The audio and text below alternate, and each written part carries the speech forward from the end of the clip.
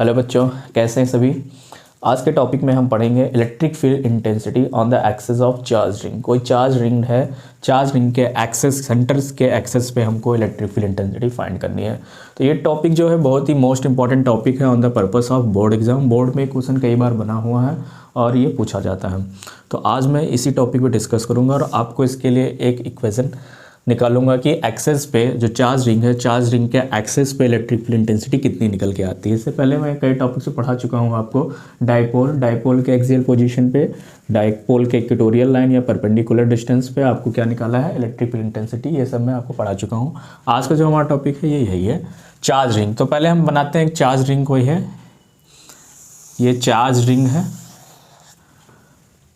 ठीक है, ये ठीक है। और ये क्या है, यूनिफॉर्मली चार्ज है। यूनिफॉर्मली चार्ज मतलब हर जगह पे चार्ज डेंसिटी सेम है, यूनिफॉर्मली इसको चार्ज किया गया है।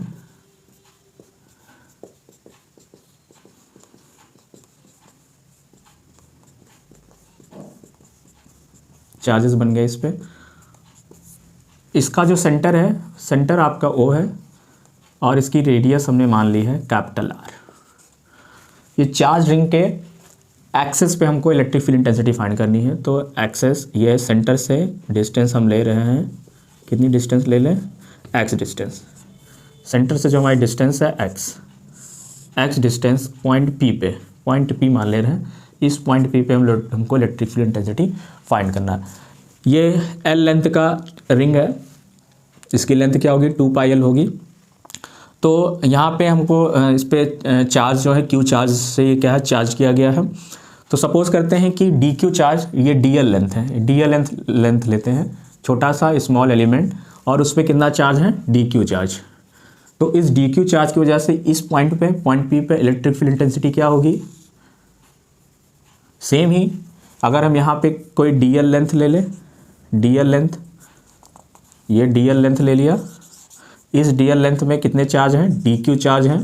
तो इस DQ चार्ज की वजह से यहाँ पे क्या होगी, एक इंटेंसिटी होगी, इलेक्ट्रिक फील्ड इंटेंसिटी क्या होगी। तो पहले हम DQ चार्ज की वजह से निकाल लेंगे, ठीक है। वैसे ही फिर ये पूरे रिंग की वजह से निकालेंगे, इस रिंग में जितने चार्ज है उसकी वजह से यहाँ पे इलेक्ट्रिक फील्ड इंटेंसिटी क्या बनेगी।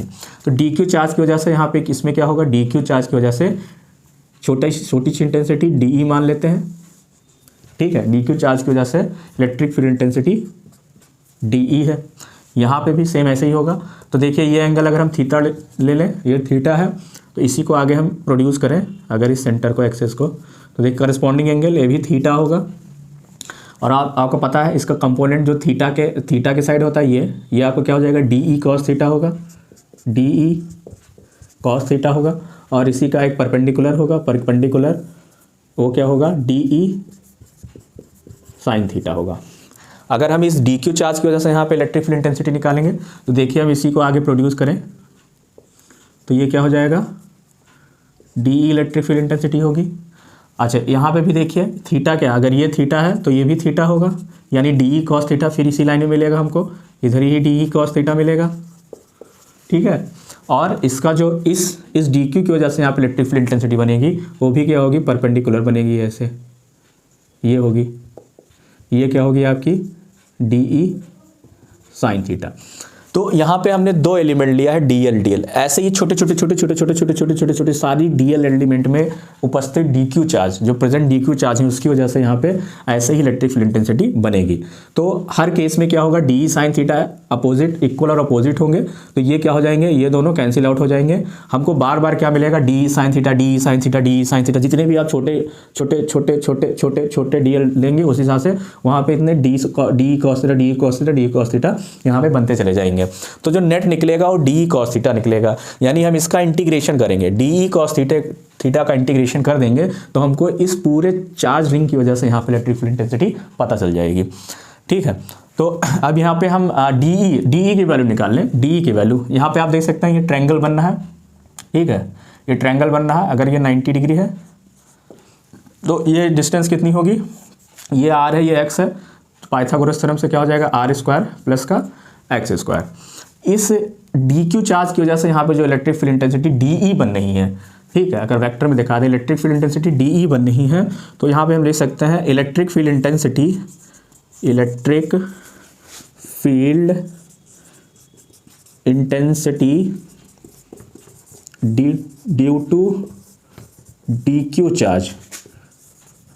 चार्ज की वजह से electric field intensity, d q क्या है, एक पॉइंट चार्ज हम इसको सपोज करेंगे, तो इलेक्ट्रिक फील्ड इंटेंसिटी डी की जो वैल्यू बनेगी वो कितनी होगी भाई, के, ये के क्या है 1/4 पाई एप्सिलॉन नॉट, के यहाँ पे पूरा है 1/4 पाई एप्सिलॉन नॉट, के 1/4 पाई एप्सिलॉन नॉट, ये डी क्यू, तो ये डी क्यू हो गया, और अपॉन का ये डिस्टेंस आर स्क्वायर होता था ना, ये और ये, तो यहाँ पे ये डिस्टेंस कितनी है, under root R square plus का एक्स स्क्वायर का स्क्वायर, तो रूट हट जाएगा, कुल मिला के क्या हो जाएगा, के डी क्यू अपॉन का आर स्क्वायर प्लस का एक्स स्क्वायर, ये होगी आपकी डी की value.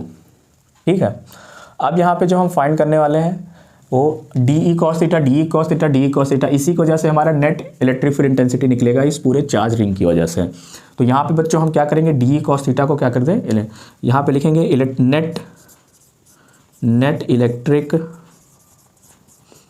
Field intensity at point P पे नेट इलेक्ट्रिक फील्ड इंटेंसिटी क्या होगी आपका होगा E इजिकल टू, या ई नेट इक्वल टू ले सकते हैं डी ई कॉस थीटा का इंटीग्रेशन, इसी को हम इंटीग्रेट करेंगे तो डी की वैल्यू पहले लिख लें, डी की वैल्यू हम निकाल चुके हैं, डी इलेक्ट्रिक फील्ड जो स्मॉल इलेक्ट्रिक फील्ड बन रहा है उसकी वैल्यू क्या है, डी ई इंटीग्रेशन ऑफ के d q R square plus का एक्स स्क्वायर और क्या बचेगा कॉस थीटा। यहाँ पे देखिए कॉस थीटा की वैल्यू हम रख देते हैं, कॉस थीटा अगर यहाँ से ट्रायंगल से निकालें इस ट्रायंगल से, तो कॉस थीटा इक्वल टू क्या होगा आप देख सकते हैं, कॉस थीटा क्या हो जाएगा, बेस अपॉन हाइपोटेन्यूज, यानी एक्स अपॉन का हाइपोटेन्यूज में आपका क्या है under root R square plus का एक्स स्क्वायर। तो यहाँ पे वैल्यू रख दिया जाए, अगर यहाँ पे इसका सोल्यूशन आ गया, यहाँ देखिए ये हो जाएगा k d q R square plus का एक्स स्क्वायर, और कॉस थीटा की वैल्यू जो आपकी आई है x upon under root R square plus का एक्स स्क्वायर। यहाँ पे आप देख सकते हैं ये सारा ही कांस्टेंट है, सिर्फ डी क्यू बचेगा, तो के बाहर निकाल लीजिए और एक्स भी हो जाएगा, नीचे जो हो जाएगा देखिए 1/2 और 1, तो ये 3/2 बन जाएगा, अंडर रूट हट के R square plus x square की पावर 3/2, और ये इंटीग्रेशन में रहेगा आपका डी क्यू को इंटीग्रेट करेंगे, यहाँ पे आगे देखिए डी क्यू को इंटीग्रेट करेंगे हम, तो यहाँ से इलेक्ट्रिक फील्ड इंटेंसिटी ये आपकी है इलेक्ट्रिक फील्ड इंटेंसिटी, ठीक है, ई इजिकल टू क्या आ जाएगा, नीचे है के एक्स अपॉन का आर स्क्वायर प्लस का एक्स स्क्वायर की पावर 3/2, डी क्यू को पूरा इंटीग्रेट करेंगे, ठीक है, तो ये हमें पूरा चार्ज मिल जाएगा, यानी क्यू जितना चार्ज इस रिंग पे स्टोर है, तो यहाँ पे डी क्यू को इंटीग्रेट करा तो हमको पूरा मिल गया क्यू चार्ज।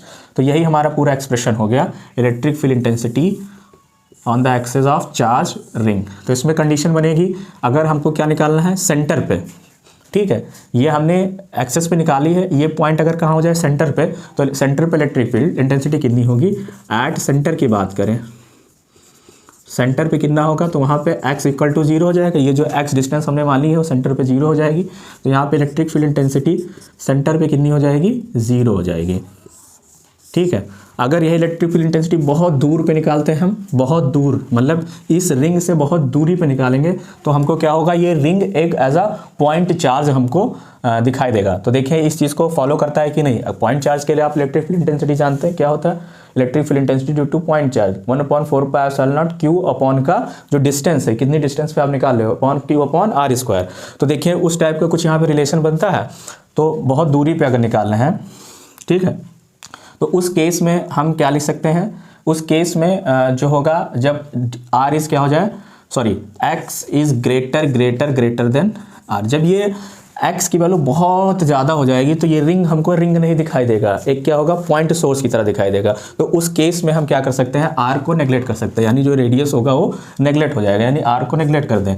तो उस केस में इलेक्ट्रिक फील्ड इंटेंसिटी आपकी क्या हो जाएगी, उस केस में देखिए आर को नेगलेक्ट कर देंगे यहाँ पे, तो के बनेगा के क्यू और यहाँ पे एक्स, ठीक है, यहाँ एक्स की पावर कट जाएगा तो क्या बनेगा, एक्स स्क्वायर बनेगा, ठीक है। आर की जगह हमने 0 रख दिया, तो इस केस में देखो क्या बन गया, के क्यू, सॉरी यहाँ पे क्यूब है, ठीक है, यहाँ 0 रखोगे तो ये स्क्वायर से स्क्वायर कैंसिल हो जाएगा, क्यूब बचेगा, एक्स एक्स कैंसिल हो जाएगा, तो के क्यू बाई एक्स स्क्वायर। तो देखिए यही तो होता था, इलेक्ट्रिक फील्ड इंटेंसिटी यही तो निकल के आती थी। 1/k की वैल्यू क्या है, 1/4πε0 क्यू अपॉन का एक्स स्क्वायर। यानी कि जब हमारा ये पी पॉइंट क्या होगा, बहुत दूरी पे होगा, तो ये रिंग कैसा हमको बिहेव करेगा, ये ring as a point source यानी पॉइंट चार्ज की तरह बिहेव करेगा। और उस केस में यही आपका फॉर्मूला आता था, electric field intensity due two point charge की वजह से 1/4πε0 क्यू बाई एक्स स्क्वायर। तो ये एक्सप्रेशन यहाँ से हम निकालते थे, इसमें न्यूमेरिकल भी आता है और ये यहाँ पे डिराइव करने के लिए भी आता है। अगर सेंटर पे पूछेगा तो सेंटर पे 0 होगा, अगर बहुत ज़्यादा डिस्टेंस से पूछ रहा है तो उस केस में ये पॉइंट चार्ज की तरह शो होगा। तो ये स्क्रीनशॉट ले लीजिए, बहुत ही इंपॉर्टेंट डेरिवेशन है और ये बोर्ड में बहुत पूछा जाता है, आपका लॉन्ग में आता है, 3 नंबर का क्वेश्चन पूछा जाएगा। इसको पूरा रट डालिए, इसको 2 बार प्रैक्टिस कर लीजिए, आपका तैयार हो जाएगा। मिलते हैं नेक्स्ट वीडियो में एक अच्छी डेरिवेशन के साथ, मोस्ट इंपॉर्टेंट डेरिवेशन के साथ। तब तक के लिए नमस्कार।